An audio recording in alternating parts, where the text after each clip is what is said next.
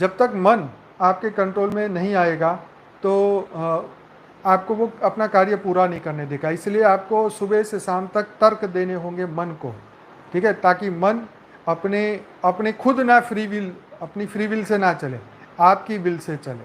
और आपकी विल क्या है? आपका लक्ष्य, आपका एनलाइटमेंट क्या है? कई लोग पूछते हैं कि आपको एनलाइटमेंट मिला है या नहीं मिला है, आप बताएं। तो मैं इसका मतलब आपको समझाना चाहूँगा। ये एनलाइटमेंट, ये बहुत ज़रूरी है ये समझना कि हम किसे एनलाइटमेंट कहते हैं। आप ये बात को समझिए। क्या एनलाइटमेंट का मतलब मैं ये समझ लूँ कि मेरे अंदर सिर्फ प्रकाश ही प्रकाश दिखे? क्या मैं ये समझ लूँ कि मेरी दिव्य दृष्टि खुल जाए, मुझे किसी का भविष्य दिखाई देने लग जाए, मुझे किसी को मन की बातें समझ में आने लग जाए, मेरे सहस्त्रार जो चक्र खुल जाए, मेरा एकदम कमल की तरह एकदम मुझे दिखाई देने लग जाए? तो मैं ये कहूँगा कि ये चीज़ें बाहरी है, ये बाहरी है, ये बहिर्मुखी है। ये बहिर्मुखी एनलाइटमेंट नहीं है, ये तो सिद्धि है कि मैं किसी की मन की बात जान लूँ, कि किसी के ओरा में से देख के बता दूँ कि इसको ये प्रॉब्लम है। ज्ञान ये नहीं कहता, ज्ञान ये नहीं कहता कि आप इसका इलाज करने बैठो। ज्ञान ये नहीं कहता कि तुम यहाँ बैठ के तुम 10 किलोमीटर दूर क्या हो रहा है तुम उसे देख लो।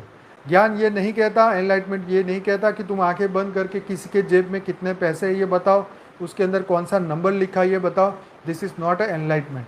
एनलाइटमेंट का मतलब ये है कि आप अपनी आत्मा की जागृति करें, आप अपने आत्मा को जागृत करें, आप अपनी आत्मा को जानें, आपको उसके ऊपर पूरा विश्वास आए, आपका बिलीफ सिस्टम स्ट्रांग बन जाए कि मैं कौन हूँ, मैं कहाँ से हूँ, मेरी आत्मा का सृजन कहाँ से हुआ, मेरे जीवन का लक्ष्य क्या है, और मैं अपने जीवन के लक्ष्य तक पहुँचने के लिए हर पल अवेयर हूँ या नहीं हूँ।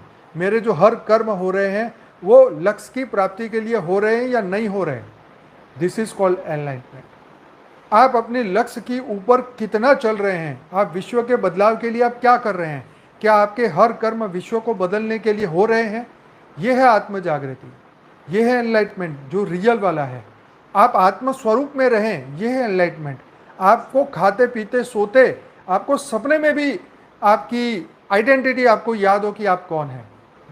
कई लोग बोलते हैं मैं तो मछली बन गया, मैं तो सपने में ये बन गया वो बन गया। अरे ये एक माया की दुनिया है। तो मन में भी माया चलती है सपने के अंदर, लेकिन हम अपनी आइडेंटिटी नहीं खोते।